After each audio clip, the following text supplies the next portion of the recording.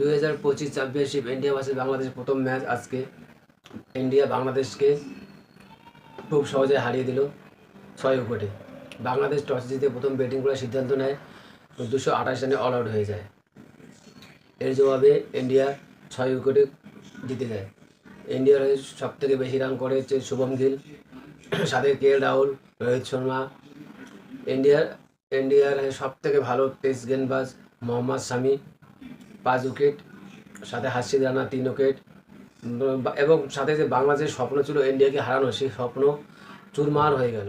বাংলাদেশের সেই ইউটিউবার ভাইরা যাদের স্বপ্ন, যাদের প্রত্যেকদিন ভিডিও বানাচ্ছে, যে কন্টেন্ট করতেছে যে ইন্ডিয়াকে হারাবে, ইন্ডিয়াকে সহজেই হারাবে, বাংলাদেশে অনেক ভালো ভালো বোলার আছে, অনেক ভালো ব্যাটসম্যান আছে।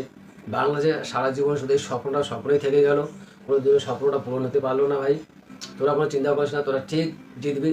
তোরা একমাত্র জিম্বাবুয়ে আজকে যে বাংলাদেশের ভাইরা আছে সবাই হয়তো কান্না করছে, কেননা ইন্ডিয়াকে হারানোর স্বপ্ন তাদের স্বপ্নই থেকে গেল। ইন্ডিয়া আবার সেই বাঘকে বিড়াল বাড়িয়ে বাড়িতে স্বপ্নই থেকে গেল ইন্ডিয়াকে হারানো।